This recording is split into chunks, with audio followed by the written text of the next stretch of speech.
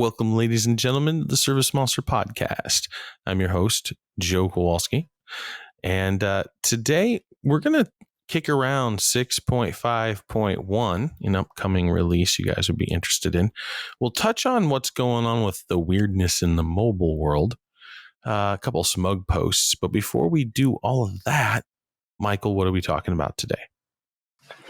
Well, the main topic is going to be crisis communication as a whole, but really focusing specifically on pivoting your message. Just kind of some practical things you can do, kind of an approach to it that you can take that's pretty easy to follow, and how that relates to not just client communication, but actual with your employees as well, communicating to your employees well, what the changes are, how they can provide a better service during a crisis, and then ultimately, as a result of all of this, pivoting of your messaging, how it sets you up for success in the future when things return to some semblance of normality. So, yeah, well, I mean, and I keep saying it, I think it's going to be more than normal.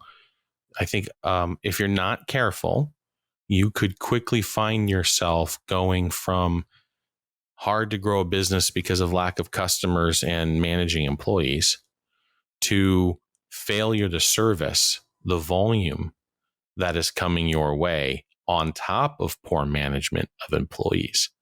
And so the calm before the storm is now.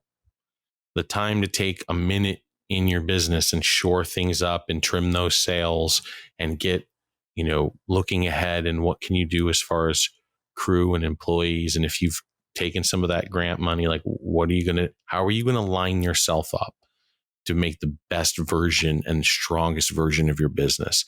And sometimes that means going against what you want to do just generally on a personal level. And so being a leader is bigger than that. So we're going to give you some practical tips, maybe even some templates. I know you guys have got some screenshots lined up, some actual verbiage that we can give you. So should be good. So let's dive in. What do you got, Michael? What do we want to take a look at first? Yeah. So I'll make sure to put it in the show notes. This is all referenced, kind of our discussions based off a blog post. So always make sure to check out our blog, first of all, servicemonster.net/blog. Lots of stuff going on there. Yep. Yeah. I'll link the blog post here. We're just going to kind of expand on the information in that blog post itself. So if you're listening to this rather than watching, you may not won't be able to see some of what we're showing, but the blog post will have a lot of that. So just want to make sure we're all aware of that before we get started. But kind of just the key point to this whole idea of pivoting your message during a crisis is acknowledging that marketing is still important. A lot of people are like, I don't want to advertise. I don't want to really I'm scared. I don't know what to do. And then we have to realize that marketing is still important. It's still necessary. But you do have to change your approach. And we've talked about that a lot, but I kind of was able to break it down into what I think are three kind of just an easy approach to it, which is acknowledge, empathize, and offer value. So we can just break down those 3 points of kind of just an approach that, first of all, I think starts with your mindset as a business owner of you have to approach your business separately, but then carries all the way down into your employees and how they're communicating with the customers on the job, how you're communicating with prospects out in the field. So yeah, the first one being acknowledge what's going on around you. I mean, that's pretty straightforward, but your marketing messaging needs to acknowledge it. It's not straightforward. It's not at all. I want to dive into that for a second. Okay. Different people are going to have different experiences with the current situation. And their experiences are going to lead them down to different conclusions. So what does that really mean from a business ownership point of view? That means your personal beliefs may contradict what's beneficial to the business in the current climate. Let's say you're a fervent believer that this is a non-issue. You live in a rural area in middle America and you've got like 4 people in the county that gotten sick. You've got no deaths. Okay, cool. And from your personal point of view in your county, what's going on at the state level, you think is kind of overblown, overdone. Okay, not even going to have the debate. You're totally entitled to that opinion. And the fact of the matter is, in your area, there really isn't any huge issue of concern, is there? I think we can all agree on that. That doesn't mean your community A isn't following the direction of the state and what the authorities are saying, that there aren't people in your community that are affected by it, perhaps in a more family living in an adjacent larger community in a larger city or larger area. Maybe they've got people in New York or Seattle or San Francisco. Maybe they know doctors or nurses or whatever. So sure, as a business owner, it's within your right. If you're a single owner operator and you're running around and you're yelling while trying to drum up business that this thing is overblown and it's ridiculous and everybody should get back to work. It is being insensitive, though, of the people you are trying to serve. So if you're running a business to make money, then you're already tuned out. You don't care about what I have to say about the philosophy of business. You're more interested in that transaction and getting that thing done and say, okay, fine. If you care about growing a business, though, you need to sometimes take a different position as a business owner within your business from a public point of view than you would maybe in a private position with your buddies at the bar around the table. And I see a lot of this blurring lines happening on Facebook, right? I mean, if you're a business owner and you're running around on Facebook posting every single conspiracy theory that you manage to find because it resonates with you for whatever reason, and you have a direct line in your business page, and people can, that's why we have the rules that we do at ServiceMonster of those 5 deadly sins, right? And we've added, I think there's 7 now, so I have to go dig them up. But we don't talk about religion. We don't talk about alcohol and beer consumption. We don't talk about sexual innuendo. We don't make personal attacks. We don't talk about politics.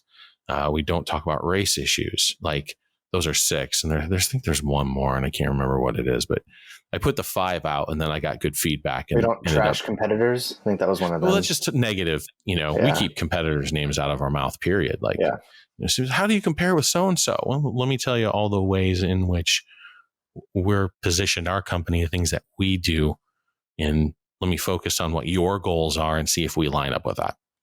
Right. So we just never stay away from that. But so just cautionary. Everybody used to be okay with disagreeing. It didn't make them disagreeable, right? Political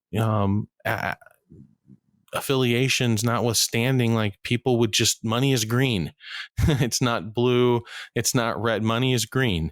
But what that really means is that the service to your community should not go through a filter where you are judging other people based off the decisions that they're making. And that rather you do you, and that you try your best to be of service, and the money will come. And so that's the environment that we live in. So recognizing and being empathetic towards those around you, I think is a lot more, people don't give that enough credit.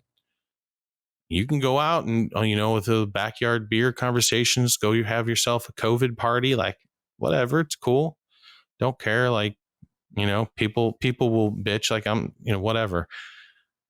But if you're not being empathetic to your client, if you're scoffing at them because they're wearing a mask, if you don't want to do work with them because or whatever, then, I mean, that's within your right. You're just not going to grow an awesome business that serves your community. So you kind of line that up and kind of get right with that, the reality of your situation versus the way you wish it would be. Yep. Yeah, that's exactly what I was about to go into, actually. Was, I think, an easy way of summing that up is, and like I said in the blog post, because obviously, like you said, there's so many different opinions surrounding this crisis. Obviously, like you said, you kind of want to leave those out of your business, but I put it as, regardless of your opinion or your views on the situation, don't just carry on like business is the same and people's lives are the same, because you can't. Regardless of your opinion, regardless of what you think about literally any aspect of this crisis, things are not the same. And that's what you need to acknowledge in your marketing messaging, is like, it's the simple fact that life is different.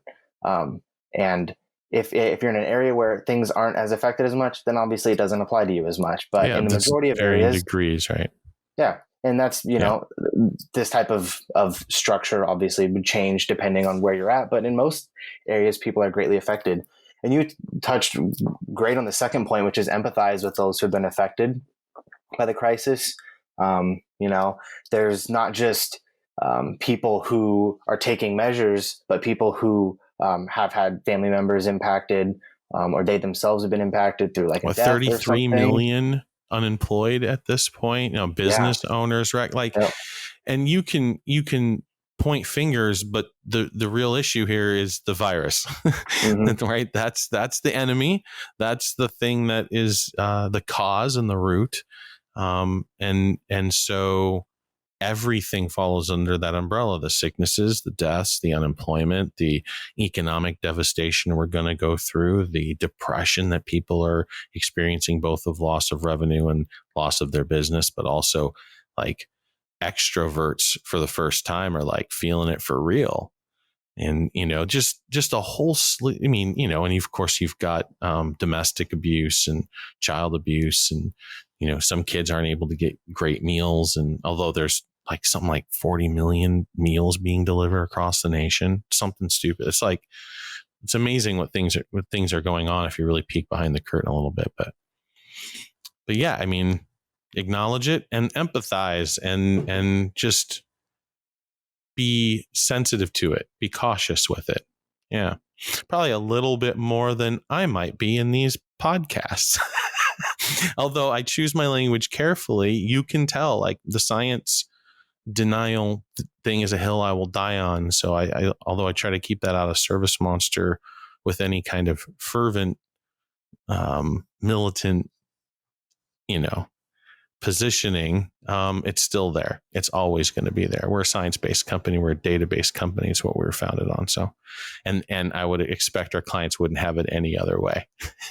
If I was all into essential oils and, all the woo-woo stuff to manage your data, when you ask me security questions and I was like, oh no, I want to be careful about what analogies I make out of fun, because it might be taken the wrong way. But Probably good idea.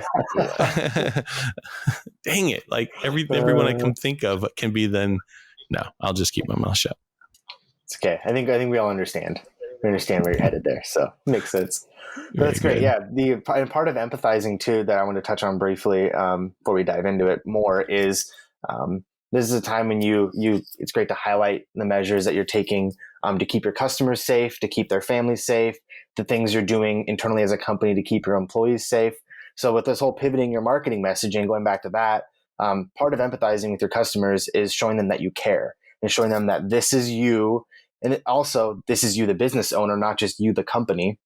It's a great time to humanize the business and make it so that these things are from this communication is from the owner. It's from the person who's maybe the name is in the business name or whatever. If it's, Michael's carpet cleaning. Oh, this is Michael, the owner, so I don't own a carpet cleaning business, but if I did, I probably would choose a little more of an interesting name than Michael's Carpet Cleaning. But just well, it's not a great position to be in when you want to sell either, especially if you sell at the gym. Yeah, exactly. That'd be interesting. Yeah, Michael and Sons. Where's Michael? Yeah, I don't know. There we go. But yeah, so that's it's a great time to do that too. Part of empathizing, really, it's empathizing and also emphasizing the human element of your business, that you are people that are providing this service and you care about your customers and your employees. Showing that you as the business owner value your employees and their safety goes a long way, I think. Showing that you're an integrous business owner. Yeah, being very dismissive of the situation, and I can see where some people started off that way if they weren't unclear what's going on, or maybe they don't just jump on every bandwagon, right? Like everything that they weren't on the toilet paper train. So they can look at that and kind of still, if they're more removed than the epicenters, they can just kind of roll their eyes.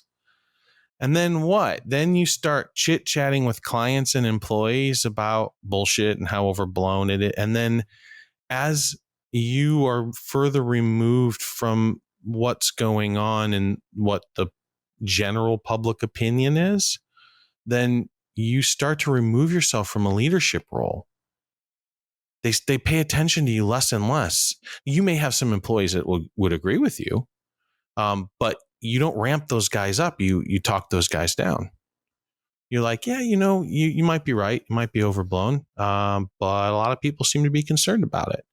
I'm not that concerned about it, just to be honest. But at the same time, I got to pay attention to the community, and we've got to be cautious with our clients around us. Like that would be a more than reasonable position to take, even if you thought this whole thing was cooked up and crazy. Just to say, hey, I have my own opinions on the matter. I'm not a big agreement on what's going on, but we've got clients in this community we want to take care of. The community has an opinion. I live in this community. Let's do right by the community. And you know what? As a business owner, I'm going to do right by you guys too. I don't want to do anything that could be seen as me being careless with your health. And so let's talk about that, and let's talk about what you think, and as a group, and what procedures can we do? What language should we stay away from with clients? What language should we gravitate toward? Like, you can't guarantee disinfecting. Like, let's not make a situation where they think we're sanitizing their house and can get us into legal trouble. Let's not scoff at any of their behaviors, whether you take it very seriously and you go into a client's home that doesn't, and you make a joke at them or of them. That's just not good. Or even if you agree and then you escalate, like, that's not good. Or if the reverse is true and they're like super paranoid about everything, and they were white gloving it before COVID. Now it's like clean room, and they didn't even want you there to begin with, but you're there for whatever reason, and they're freaked out. Like, again, as a business owner, you got to be able to adapt to all of those situations and be genuine about it, not be, doing it for the buck. I think that's really what it comes down to. And it's really important to make sure you navigate your employees that way. Mm-hmm. Yeah, we're going to touch on that later, actually. That's one of the things we're going to talk about briefly is your employees in this situation. And yeah, I think the third kind of point here is offering value to your community. And we've talked about that at length in the past. So that's pretty straightforward in concept, but I think practically that can be tough for a lot of service businesses of how do I actually provide value to my community during this time. You got to educate them. I know you, Joe, you talk about the importance of educating your customers, educating your community all the time. So what would that kind of look like for a cleaning business? You got to be careful. Educate? You got to be careful here, right? Because you don't want to educate against consensus from a business point of view, which means that if you're not bought into what the general community opinion is, and if you don't agree with the policy, which are two separate conversations, by the way, right? Like, I'm always about the science. I never talk about the policy. I think the policy is very specific to the community and what you guys want to do. And we need both people, we need both extremes so we can have petri dishes. Like, that's the science coming out in me. It's like, you guys want to open up? Sure. Let's just get the clipboards out and pay attention to what the hell happens. You guys want to like all hunker down and pretend like you can do that forever? Sure. Let's get the clipboards out and pay attention, and let's see where the math comes out. So, yeah.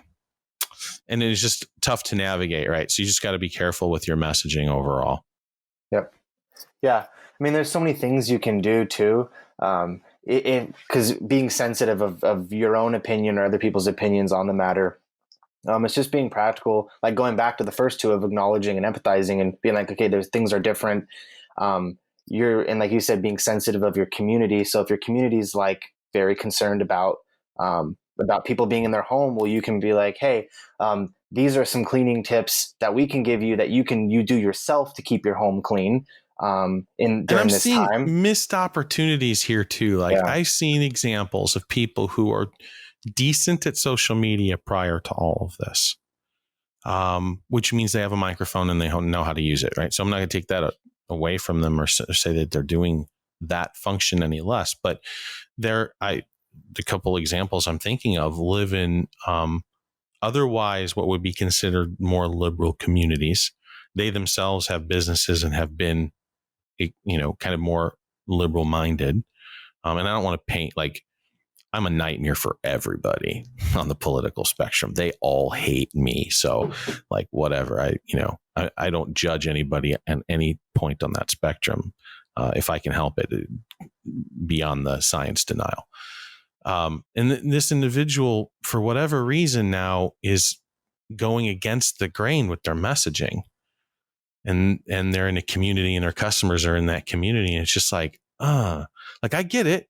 Like I get, you're worried about your business and you're not, and you think you should turn the tide or whatever. And you don't like the policy that's coming out. Okay. I totally get it. But 99% of your customers are not going to be in agreement with what you're talking about right now. And so how is that going to play out in the future moving forward? Because in 3 or 4 or 5 months, we're all going to forget about this shit. Like come next year, we're going to be on to the next thing, right? We're already on murder hornets, for crying out loud. We have them here in Washington. Those are in our backyard. That's right. It's not like literally they yet, can get hopefully. here in just a few minutes. They fly like 20 miles an hour. Those guys are crazy. And they don't murder people. They take out bee populations. That's why we're worried about them. So, but my point is we'll be on to the next thing. And pandemics are going to be a thing. Like just get used to that. Every few years, a new virus is going to pop up because these things go so fast. And then you learn about the virility and how they incubate inside of bats, because bats have a ridiculous immune system that's perfect for cooking up very strong viruses. It's like, like Mother Nature's wicked, man. But how can you be an educator in this environment? Well, again, you've got to be careful. You've got to you've got to go with the general consensus of your community if you want to take that mantle and do it in order to set your business up in a way that is going to make sense moving forward. Now, it doesn't mean you're parroting, you're not being an echo chamber, but if you don't believe in it, then you probably should just not put yourself as an authority, at least, again, relating directly to your business. And then if you don't care about what effect it has on your business, that's fine too. Don't listen to me. Like I'm always talking in terms of maximizing your potential resource base. And in order to do that, you've got to set up your parameters of the game. And this is one that if you want to continue to grow, if you want to build a good business with good employees that will care about you and be loyal to you moving forward in the future, then this is the kind of stuff that we're talking about. Yep. Yeah. So we can get a little more practical here. Adam has a few examples. If we haven't lost everybody already. Well, it's okay. It's like 4 people left. Setting up the kind of the more practical stuff. Can I get the, you want to start screen sharing, Adam, or switch to that? Yeah. So first of all, we're going to talk about what you can do regarding email. This is an email template. First off, this is not necessarily one that you should copy word for word because every business is different. How you use language depends on your state guidelines as well regarding, as Joe mentioned, the disinfection, sanitation, anything like that. Eliminating, you would need to be careful because different states have different guidelines regarding what actually that means. So basically, blah, blah, disclaimer, blah, blah. Now give us to me. Yeah, I just want to make sure. Don't necessarily just copy this blindly. But yeah, so you want to include those 3 elements of acknowledge, empathize, and offer value in your messaging, in your marketing messaging. So in an email, for example, here, you acknowledge. This one says at this difficult time, kind of more of a generic phrase to use during this time, but not bad. But right here, you got a data tag. And this is in ServiceMonster, obviously. So showing off what we can do. All that stuff autofills. But kind of the point here is that you want to still highlight each of the aspects of your business that you are still able to do during this time. So you're still saying like, hey, we're offering services. We're still working. We're still able to to come into your home if you're an interior cleaner. If you're an exterior cleaner, that's not as much of a concern. But you want to make sure that you're telling your customers, this is the steps that we are taking to keep you safe. This whole middle section here, actually, if Adam highlights it, yeah, there we go. Look at that. It's saying the steps that this specific company is taking to keep your home safe, to keep you safe. And I think that goes a long way just because it shows people that you care. Again, it shows that you are taking it seriously. It's something that I think is important for a service business to do during this time, is be like, hey, we're changing things. This is what we're changing. It's being very transparent, being very open, being very honest about how your business is changing. And Adam, you haven't been saying much. So how about you? You can go over the external one, the external cleaning one.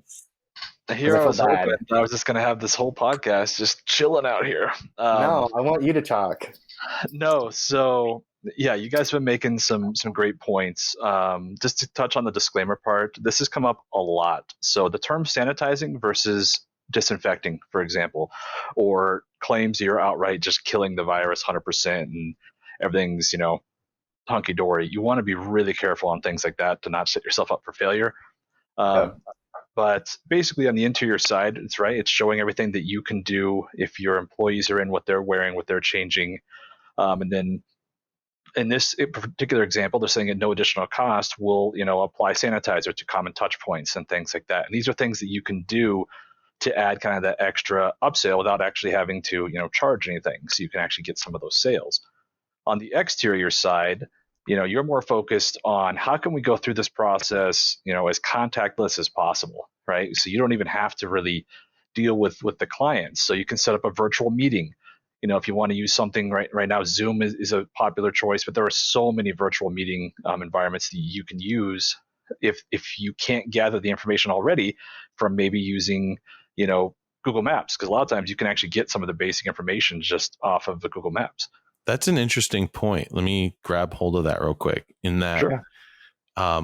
You used to be concerned with, how do I virtual meet with my client, right? Especially if your, client's an older community, like stepping them through, and that, man, they have made this so easy now, and so many grandparents are now meeting with their children on a regular basis on Zoom or Zoom mobile.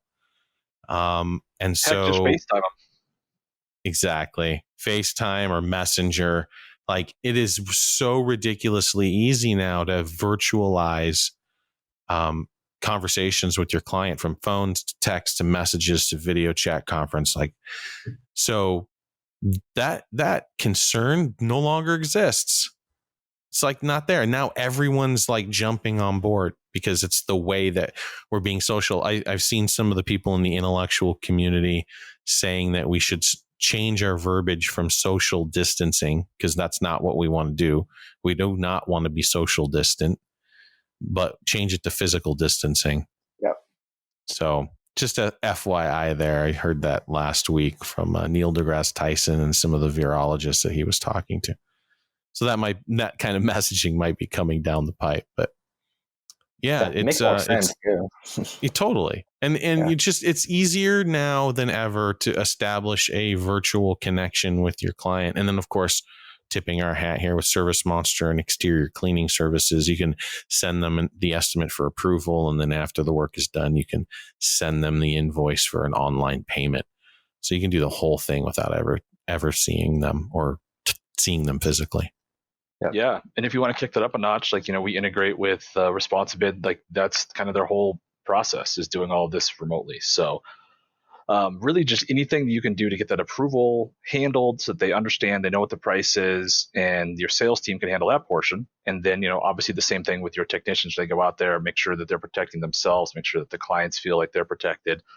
And then another thing you can do is process your payments online, or at the very least limit what the client has to expose themselves to. So rather than handing over your phone to sign something or whatnot, you can have them pay online or just hand over the cash or check. And so they don't actually have to worry about that. It's all things you can do to kind of ease the the minds of your clients, right? Ease those worries a little bit. Yeah, I'm not going to hand you a piece of paper now that's been carried around in my truck and gone from home to home to home and me touched 5,000 times while I'm touching everything else. Instead, I'm just going to say, hey, let me shoot you your invoice via email. What's your email address? And now I've just got a really smooth, easy, quick way to make sure I'm capturing those email addresses so I can hit them up later with offers and all that kind of stuff. So look at that. So gorgeous right there out of ServiceMonster. So I just show in the preview so they can see the how the data tags work. Anyways, carry on. I was just going to say real quick, this also applies to any type of other messaging. So like if you text your customers or text leads, if that's something that you do, calling them, these highlighting the steps that you're taking, the other options they have for service, like a virtual appointment or just a touchless estimate process or a touchless payment process. You can still use those. Obviously, a text, you probably wouldn't want to be as long as this email is, but you can still say like, hey, Joe, if I'm talking to Joe, I'm like, hey, Joe, I'd love to schedule a job. We can do a virtual appointment at this link right here. If you're interested, kind of thing. Like you can still use these new messaging tactics on text, on a phone call, whatever. And that ties in very nicely to the next section, which is talking about making sure your employees are aware of the changes within your business.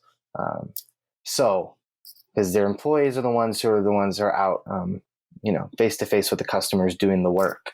So, Adam, you have some amazing examples here. Yeah, no, it's pretty crazy. So I just wrote this up on Google Documents really quickly because I think it's the easiest way to get started. Some of you guys might just have some old school actual files that you've written out or printed out or whatever. And if you do, that's great. If they have those manuals in the truck, that's great. But Google Docs and just using the Google Cloud in general is relatively easy to set up something like this. And especially if you use these subheaders, you can see over here on the left, as I build this document, I can easily just jump to that section.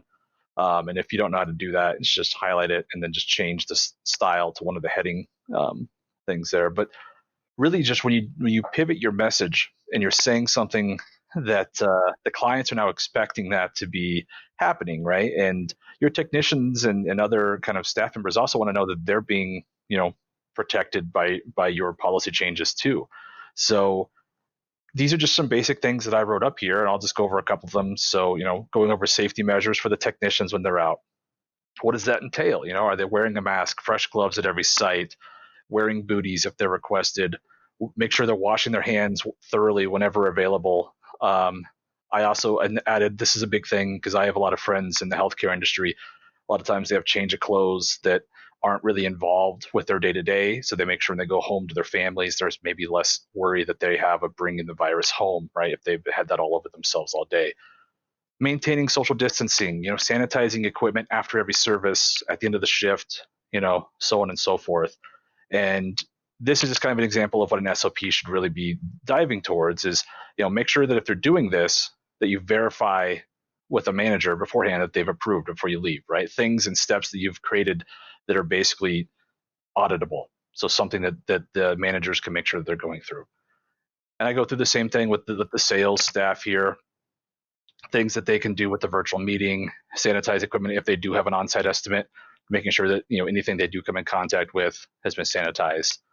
And again, for the office staff, right? So making sure that they are familiar with language you want them to use on the phone, allowing extra time between jobs so that they give the technician extra time to sanitize their equipment and things like that. If you have an office, making sure that that's closed to the public, right? So that way, if that is something that you're doing. So if you want to maintain foot traffic inside your office, because it's typically minimal for a lot of you guys anyways, then that can be something you can have there. And then also if you want them to sanitize the office, right? The same kind of idea. Any sort of major touch points. We were doing this at ServiceMonster before we went remote.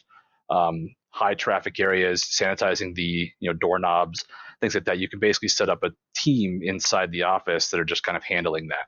So this is not by any means 100% what you guys should be doing. A lot of you guys are going to have some differences here. It's just kind of getting something documented that every team member can have, that the expectations are set, and that everyone knows that they're being taken care of as well as the clients are being taken care of, and those, again, expectations are there for how they should respond. Your base kind of outline document on what changes in policy you want to make in your company given the current situation. Once you have that document done, you can pull from that, like Michael was talking about, and do marketing messaging.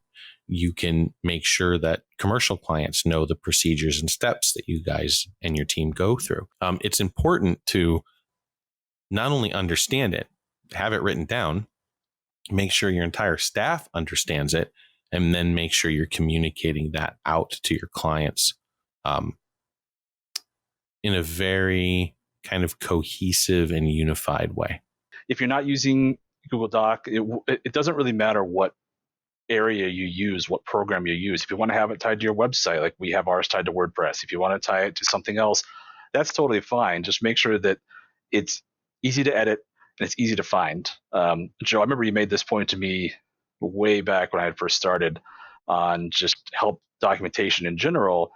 People are going to go with what the easiest kind of pathway is. And so you want to make sure that your SOPs, whatever they are easy for your staff to get to, or else they're always going to constantly just, either forget or ask random questions, call the office, things like that. You want it to be something that they can handle themselves, that they're in full control over. Yeah. And obviously we're just touching very loosely here. In our 30-day business challenge that we're constructing, we will have a couple exercises in there, building a proper SOP, and then both in Google Drive and maybe on WordPress, and kind of what you look for in naming conventions and how you can make sure techs can access all of that. It's amazing. If you all have a centralized repository that you can get access to, there's all kinds of things you can put in there and share, and, tips and chats and organization and stuff that you've learned, arcane knowledge and all kinds of stuff. So if you're not doing anything like that already, then now's a perfect time to get on that train. Absolutely. Cool. That pretty much wraps up that part of the discussion. So I think just the overall summing it up, remember when you're marketing messaging, when you are changing it, acknowledge, empathize, offer value. And really the goal of this is just really to set yourself up for success down the road.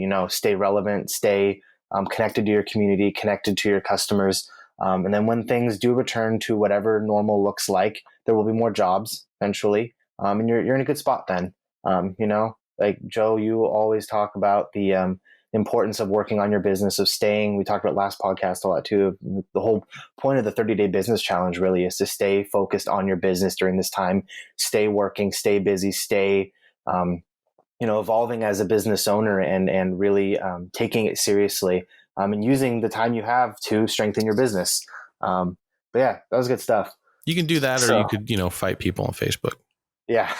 Play video games. Yeah. Something much more productive use of your time for sure. Totally. But yeah. Very Adam, good. You want to go into the releases now? Yeah. Thank you guys for all that. So we just had release 6.5.0.121. I'm sure you guys love the actual numerical values that we assigned to those. And if you want to see the blog, if you want to see the release notes, we currently have them up on the blog. They'll eventually be on the new help site, but we'll have that posted here on the YouTube video. Just a couple of kind of touch points. A few more of the grids have had their full functionality. So like on the commissions board, reminders list, and some other areas, you can now do all of the cool kind of customization that came with 6.5. There were also some weirdness with the quick ad closing. Paul, if you happen to be watching, you'll be happy that the quick ad closing when you hit enter, that has been fixed. It was driving Joe nuts too. But that's definitely one that Paul was looking for. Some things with Nice Job got taken care of. The opportunity field is now exposed on the order details again. So just a few things like that. Just some bug fixes, minor feature things. You can read the full thing on the release notes. And then we also just kind of want to tease, I guess, here in a few weeks, 6.5.1 is kind of on the horizon. And we typically don't like to go much more than a few weeks out, so won't go into too many specifics. But just a little tease for you guys. We're adding in account tags Just kind of some things you guys can do to make it much easier to just add a quick tag to either mark it for, or just set up a custom report, like a custom view for.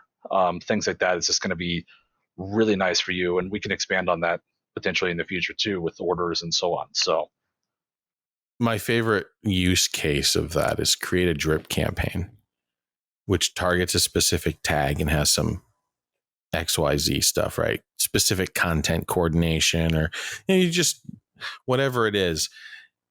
And it's not for everybody. It's for people who you choose to drop into this campaign. And you do that on the account screen by tagging the account. So you hashtag super awesome special campaign and you hit save. And now all of a sudden, bam, they're into that drip. And you get them, you go get them. So I think tags is huge. It was a kind of a big missing feature if we're considered probably the most full featured CRM in the service industry. To not have tags was a missing feature. So this 651 will address that on the account level, and then we'll add it to the order as well. We also made it really easy. I found that in some cases, CRMs that use tags, they don't make it super easy or as easy as they should to find everything that you've tagged. It's super easy to just, like, when you've created your tags, you can jump in and see literally every account that's on there, if you need to remove it, if you need to clear it for everyone, and so on. So I think that's definitely going to get, hopefully, at least some smiles from everyone when that releases. Yeah, it's great for marketing campaigns. It's great for, deriving lists. You can create custom dashboard, custom grid views. Like, you can do a lot with proper use of tags. Yep. This is actually a project we've had kind of partially done for a while. So if anyone asks why this had priority over some other things, it's like, well, a lot of the dev work was already done. We just kind of wanted to get it finished for you guys and out. So we also have what's my favorite part of this release, which is the new account page. Basically a new home page, which is essentially a dashboard and it's essentially a dashboard. There's some other basic information in there too, but it's just a better homepage. You guys have been asking for kind of easier ways to navigate what's currently happening with the account rather than just dumping you into kind of an account detail, fill in the blank field space. So do you think you want to kind of add on to that, Joe? We built that so that salespeople and office managers could jump into the account page and do their jobs. Right now, you got to jump and then tab and then jump and then tab and then click and then jump and then tab.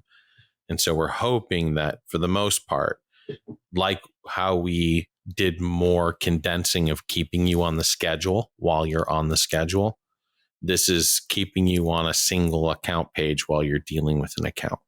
You're collecting payment, you're setting up contracts, you're setting up new orders, recurrences, like all that stuff, seeing what they balance due, if they owe you anything, if they got outstanding estimates or activities that you need to follow up with. Like, again, that kind of that core CRM, like, oh yeah, the home dashboard for an account, kind of command central for an individual account. That's what we tried to do.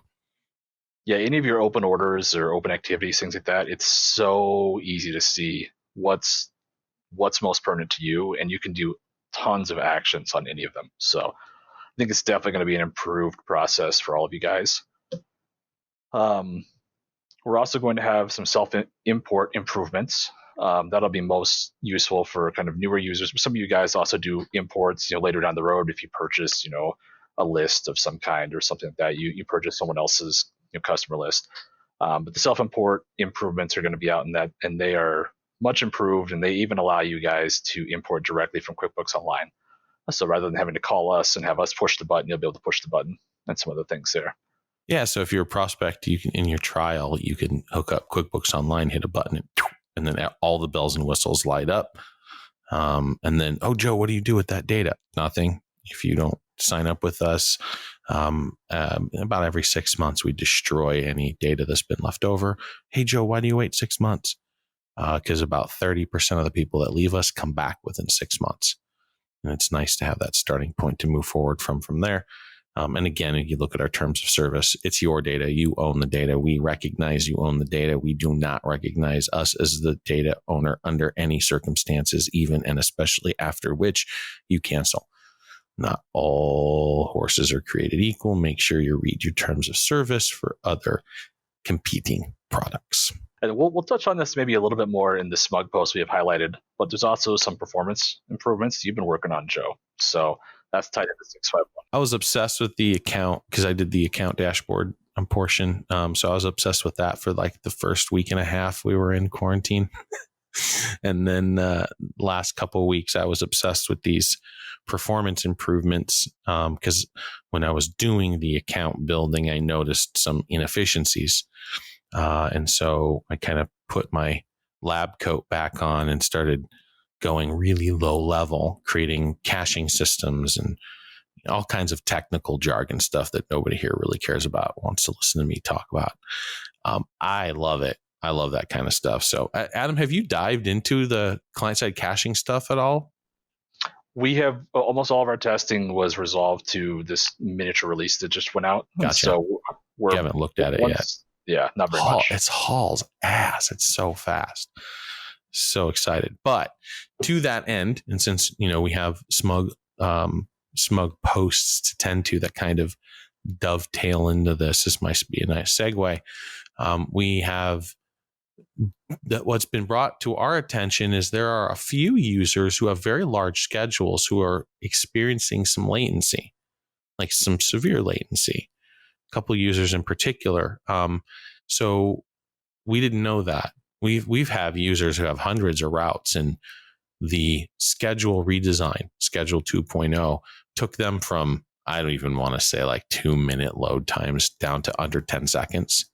So, that redesign was amazing for that because we knew where the problem was and we focused on that. I was unaware of these latency issues with these two clients that have brought this up. So I don't know if this is systemic.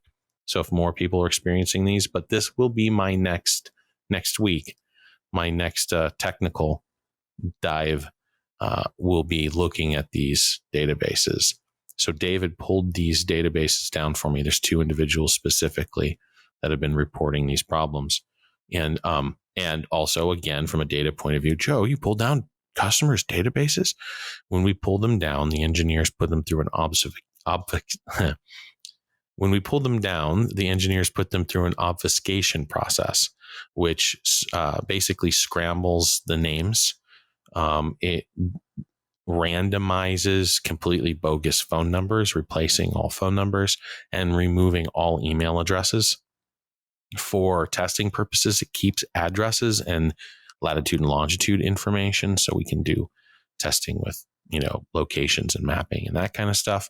But other than that, the data is blown away. There's no way that, let's say, an engineer would get then access to that test environment database copied from a client and do any kind of damage, right? There's no third party activation. We don't store credit cards directly. We store them with third parties that have keys. So in case that raised any alarms for people, don't let it. We went through painful processes to make sure when we pull down a database from a client that we turn it into an unusable reality system. We can't run charges. We can't contact clients. We don't even know who lives in what houses anymore or how to get a hold of them. So just FYI.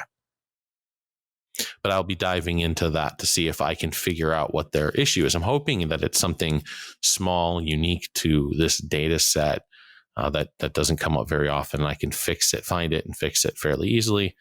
But I won't know until I know. So I will keep the users who are interested in SMUG posted, and kind of excited to dive into that next week. Yeah, we can definitely kind of segue into the remaining SMUG posts. Do we want to mention anything on the mobile front? Just briefly in that we've had to update the framework. So, and I think most people figured this out, but I don't know if I was ever very, very vocal about it. We've had some employment changes. Obviously, we lost 9 people as a result of COVID. Prior to that, though, not as a part of the virus, Brian, our primary mobile engineer, had left us. he found an opportunity that he was really excited about. So he was with us for a little over 2 years. He did great, kind of trained him up from ground zero. And he handled that mobile project and the transition from technician to the new mobile app really well. So I was really happy with what Brian did and the exchange that we had with him. When he left, it left us in an interesting position. Of course, we had to bring in a new mobile developer. Prior to this, though, we had some turnover in mobile. the To the nerds of the audience, the joke has been used that mobile development's kind of the defense against the dark arts of ServiceMonster. So that turnovers. So I decided to put a nail in that coffin right away. So when Kyle left us and Brian took over mobile, I made Ethan learn the mobile environment. And so he was helping on a regular basis. There's a handful of features that are his in the mobile product. So he could step in. Now, that wasn't the plan prior to COVID. We were actually had interviewed, I don't even know how many, 2 or 3 at least, new potential mobile developers. Didn't we even find one we liked that didn't work out? Adam? Yeah, we were really close on one, but yeah. Didn't anyway, so and then of course now's not a great time to hire. So that just meant that we repurposed Ethan. He is fully on mobile development now.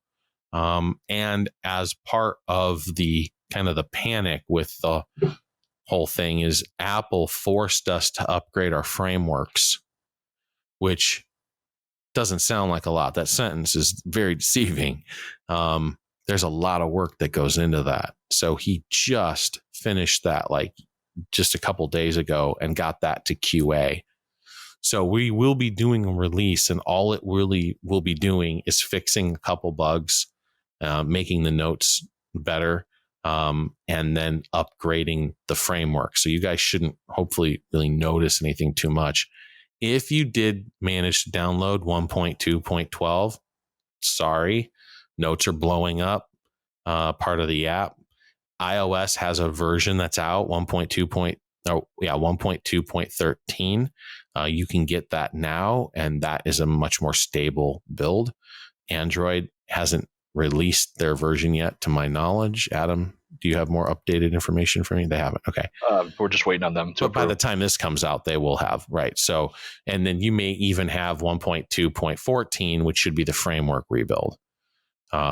So that's coming very quick. Once that's in place, once we have a freaking stable 1.2.14, then Ethan and Adam will be able to kind of focus fire and get a couple really nice things addressed in mobile.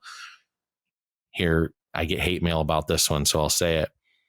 The issue that was keeping us from filtering and sorting the images correctly has been addressed in the new framework.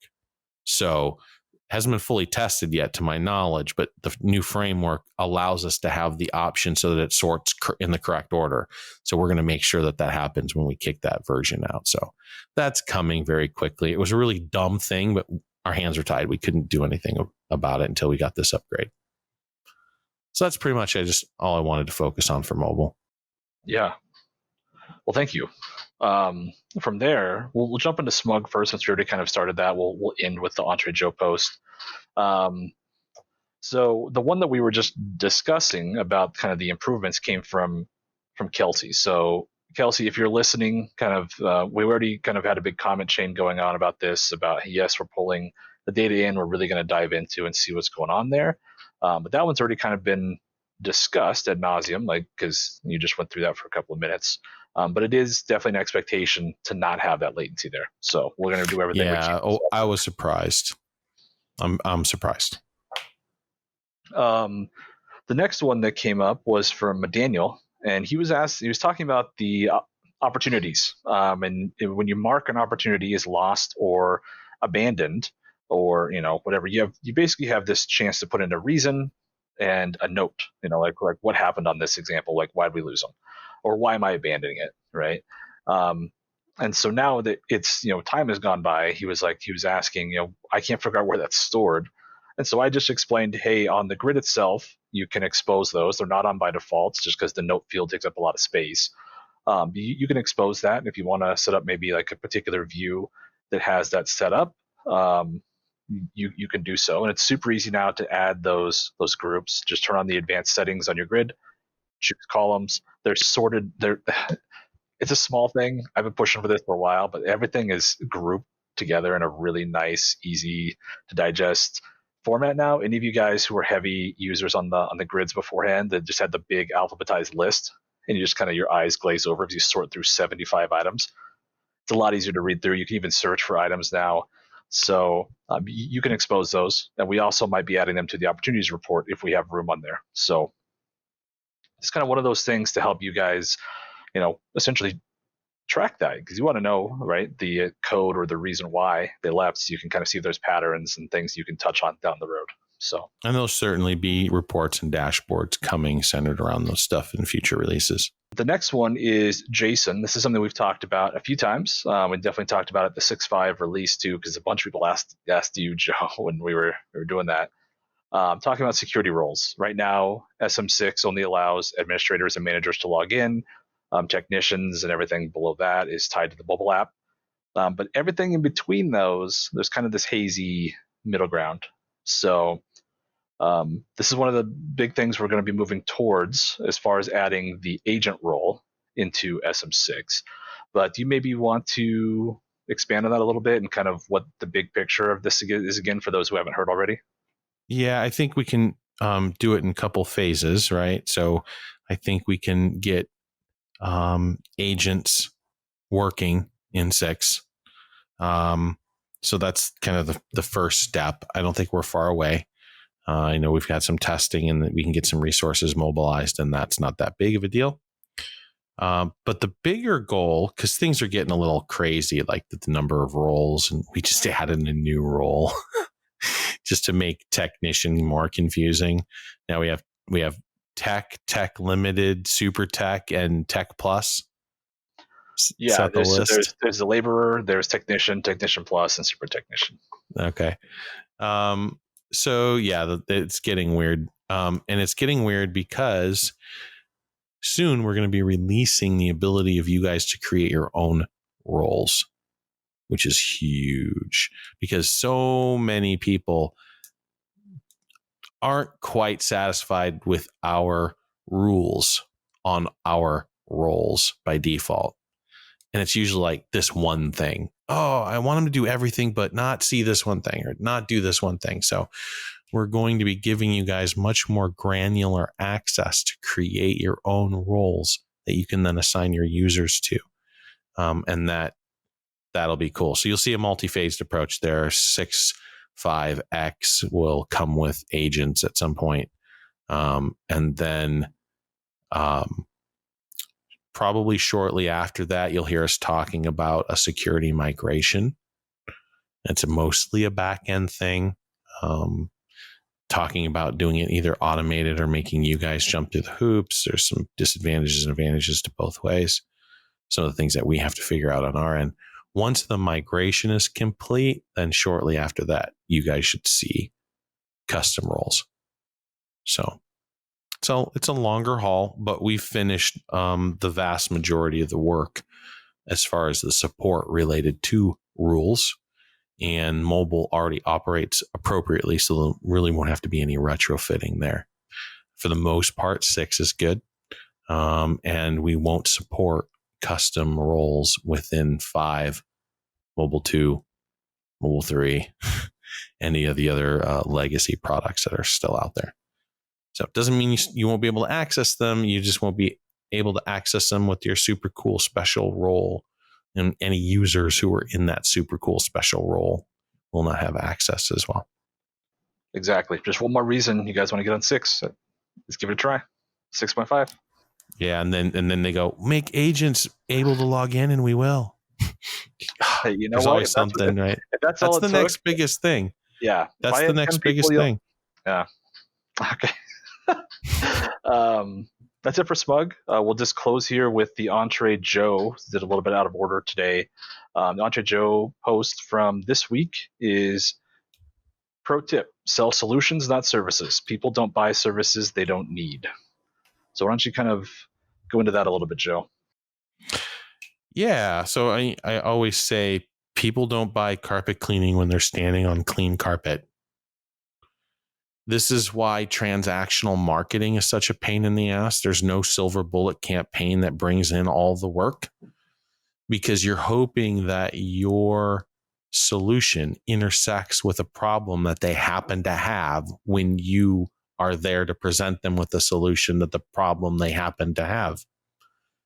So that's why sending out a bunch of postcards and expecting a bunch of work from it is just kind of silly. The bigger approach from a marketing point of view is going to be building a brand in your community that's synonymous with the products and services that you offer, so that when they have their problem, they know who to call. That's a much different position to be in.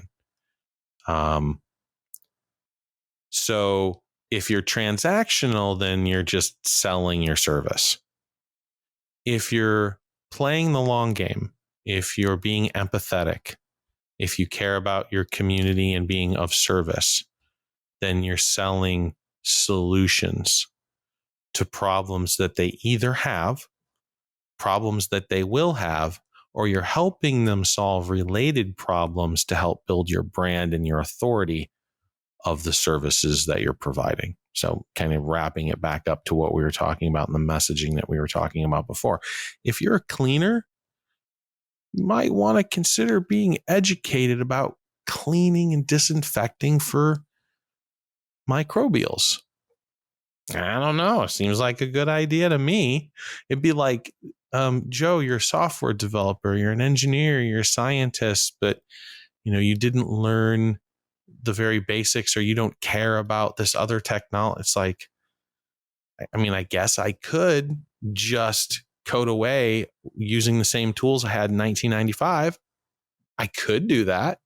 Probably wouldn't have a business though, because most people want the products from the tools that we need to work with in 2014, 2019, whatever the year of the tools that we're using now are. So staying up to date, incredible. And it's now a better time to be a solution provider than ever before, because the IICRC and the educational community have finally got off their asses and have gone virtual. They kicked and screamed about it for a long time because and I'll get on my soapbox here for a minute about associations and education, but the associations refused to do it because they're largely controlled by the educators, who refused to do it because they were largely controlled by the people who still are okay going to a customer appreciation day at a distributorship with 20 people in the room and doing a class. Not that there's anything wrong with that, but Gen Xers and millennials aren't willing to fly all over the country for a room of 20 people when they can hop on live Facebook and get 50. And so there was this huge divide between the educators, and the people who needed education.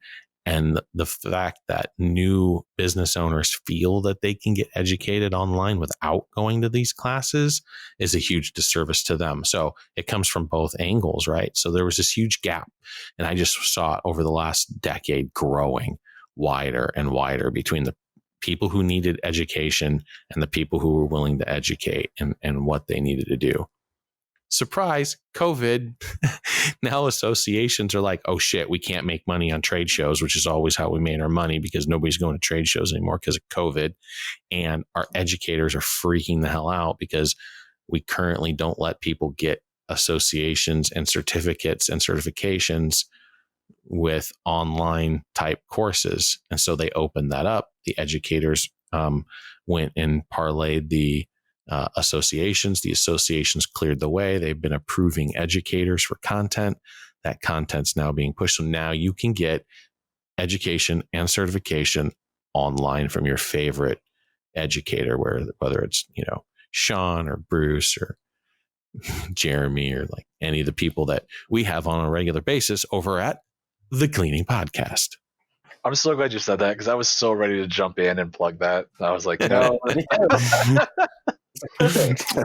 Yeah, saw it coming. So yeah, very good. So yeah, that's what it's about. Being a solution provider. That means you need to be educated. That means you need to be knowledgeable and then speak with authority. And so if you're a cleaner and someone comes to you and says, hey, what do you think about this COVID thing?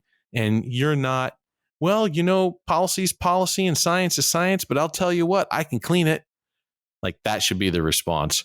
If it's a hoax, or did you buy enough toilet paper, or it's going to kill us all. Like, all of those are bad reactions and not a way to grow a business. That's it. I'm just saying. Yep. There you go. Well, cool, man. On that note, I think we covered what we wanted to cover. It's always a pleasure being here and chatting with you guys. So, yep.